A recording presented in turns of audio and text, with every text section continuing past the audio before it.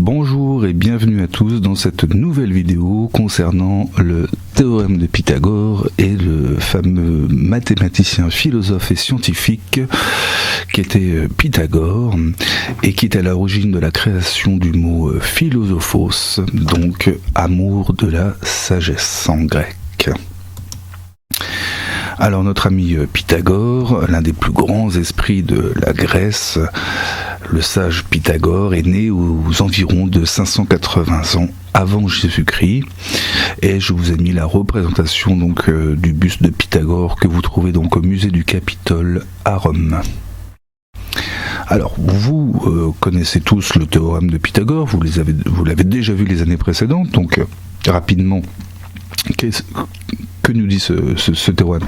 Il nous dit que dans un triangle rectangle, le carré de la longueur de l'hypoténuse est égal à la somme des carrés des longueurs des deux autres côtés. Donc, voilà, c'est une égalité, ce théorème de Pythagore. On va voir tout de suite comment l'appliquer et comment on va pouvoir l'appliquer à un cas concret, en fait, tout simplement. Alors ici, si on applique le théorème de Pythagore dans l'exemple que je vous propose. Alors ici, on a un petit schéma d'une maison. On considère donc la façade d'une maison, les cotes sont en mètres, c'est-à-dire les dimensions sont en mètres. Cette façade comporte trois ouvertures, donc une porte qui fait 0,9 m sur 2,10 m, deux fenêtres de même dimension d'1 m sur 1,20 m, et on a aussi la longueur DH qui est égale à la longueur BH, donc le point H est au milieu, ici, de la largeur de la maison, et vous voyez que la largeur AE fait 10 mètres, donc BH ou HD font 5 mètres. Tous les deux. Et on veut connaître la longueur DC à 0,01 près. Donc la longueur DC ici, c'est pour connaître la longueur du profil du toit. Alors ça va nous être utile, ça après peut-être pour pouvoir calculer par exemple la surface d'un toit. Donc c'est des choses qu'on fait absolument tous les jours. Alors pour pouvoir calculer cette longueur DC ici, bien on va devoir donc appliquer le théorème de Pythagore. Alors le théorème de Pythagore s'applique uniquement dans les triangles rectangles. Donc est-ce qu'on a un triangle rectangle sous la main qui pourrait nous aider? Bien, je crois qu'on en a un qui se présente à nous. Donc ici vous voyez bien que le côté donc CH et HD sont perpendiculaires. On a un petit angle droit qui est dessiné. Donc là on a une piste. On va aller sur ce triangle rectangle ici. Donc dans ce fameux triangle rectangle CHD qui est donc le rectangle en H, eh bien on peut dire que d'après le théorème de Pythagore, l'hypoténuse au carré, c'est-à-dire CD au carré, donc là vous avez repéré que l'hypoténuse en face de l'angle droit toujours, donc ici CD au carré est égal à la somme, donc ici il y a un plus, donc à la somme des deux autres côtés au carré, donc les deux autres côtés étant CH au carré, CH, donc CH au carré dans la formule, et HC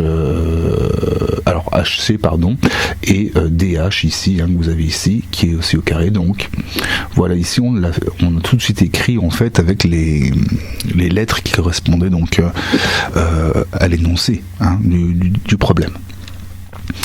Alors il ne nous reste plus qu'à remplacer par les valeurs qu'on connaît. Donc on avait dit que la longueur DH était la même que BH et que ça faisait 5. Donc tout simplement j'ai remplacé DH par 5. Et je remplace donc CH par la cote qui m'est indiquée ici de 0,8. Donc ça me donne que CD au carré est égal à 5 au carré plus 0,8 au carré. Donc là on sort sa petite calculatrice. Ici et...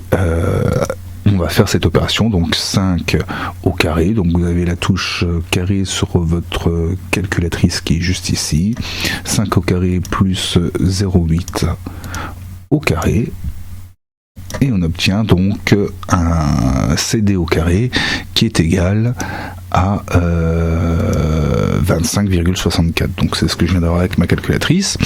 Alors je suis bien content d'avoir la valeur de CD au carré. Évidemment j'aimerais bien connaître la valeur de CD, donc ce qu'on va faire c'est qu'on va faire la racine carrée pour connaître la valeur de CD. Donc ici la racine carrée, j'ai fait, vous voyez, seconde, et ici j'accède donc à racine carrée. Donc on avait 25,64 et on va pouvoir déterminer du coup la longueur de CD. Donc voilà, c'est très simple à manipuler, il n'y a pas de grande difficulté. Donc on a fait la racine, et quand on a arrondi correctement, je vous ai pas montré mon résultat, mais ici comme on voulait un résultat au centième, c'est-à-dire à 0,01 près, eh bien j'ai arrondi à 2 chiffres derrière la virgule. Donc derrière le 6 ici j'avais un 3, donc j'ai laissé 5,06. Voilà comment ce résultat est arrondi. Et donc on pourra en conclure évidemment que la longueur CD fait 5,06 mètres. Voilà pour l'application simple du théorème de Pythagore. Alors, au théorème de Pythagore, il existe aussi sa réciproque, donc la fameuse réciproque du théorème de Pythagore, qui dit que si dans un triangle, le carré de la longueur d'un côté est égal à la somme des carrés des longueurs des deux autres côtés, alors ce triangle est rectangle et son hypoténuse est le plus grand côté. Alors voici mon imprimante 3D. Donc, que j'utilise pour imprimer des petites pièces. En ce moment, on fait par exemple des visières de sécurité. Alors, cette imprimante 3D est très sympathique, sauf que je trouve qu'il y a un petit problème de stabilité. Alors, j'aimerais bien l'améliorer un petit peu, c'est-à-dire renforcer ce qu'on appelle l'axe des Z. Donc sur une imprimante 3D, il y a 3 dimensions évidemment, c'est la signification de 3D. On a l'axe des Z, c'est l'axe qui va vers le haut. On a l'axe des X, donc qui est ici parallèle à ce côté-là du plateau, et l'axe des Y en profondeur qui est parallèle à ce côté-là du plateau. Donc pour renforcer l'axe des Z, ici, il existe un kit à 74 €.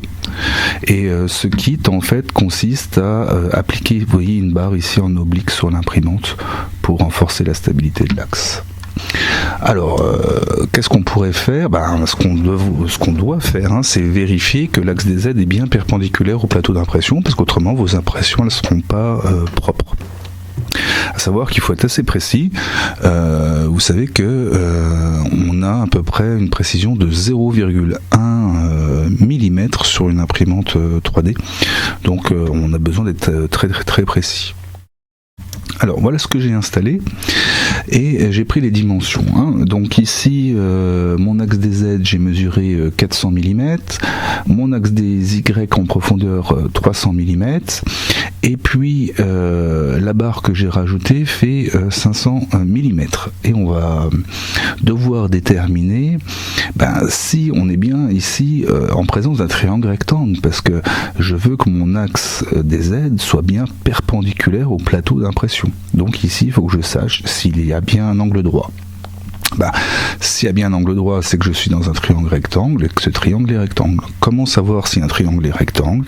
Eh bien, on va utiliser la réciproque du théorème de Pythagore. Alors, que nous dit cette réciproque du théorème de Pythagore ? Elle dit que d'après la réciproque du théorème de Pythagore, si dans un triangle le carré de la longueur d'un côté est égal à la somme des carrés des longueurs des deux autres côtés, alors ce triangle rectangle et son hypoténuse est le plus grand des côtés.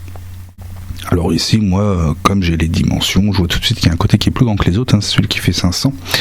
Alors on va vérifier tout de suite cette réciproque en faisant les calculs, tout simplement de prendre le plus grand côté, donc 500 mm, le mettre au carré, et on obtient 250 000. Ensuite, je vais faire la somme des deux autres côtés au carré. Eh bien, 400 au carré plus 300 au carré, ça, on obtient aussi 250 000. Donc, on a bien l'hypoténuse au carré, le plus grand des côtés au carré, qui est égal à la somme des deux autres côtés au carré. Donc, ce triangle est bien un triangle rectangle, ce qui veut dire que, heureusement, mon axe des Z est bien réglé. Alors ça, on est vraiment obligé de le faire quand on installe ce dispositif, parce que vous voyez que la barre est réglable, donc du coup vous êtes obligé de calculer vraiment très précisément la longueur qu'elle doit faire. Donc voilà à quoi peut servir le théorème de Pythagore dans la vie de tous les jours, et on s'en sert très souvent. Je vous remercie d'avoir suivi cette vidéo et je vous souhaite un bon courage pour le travail qui vient et les exercices et je vous dis à très bientôt pour une autre vidéo.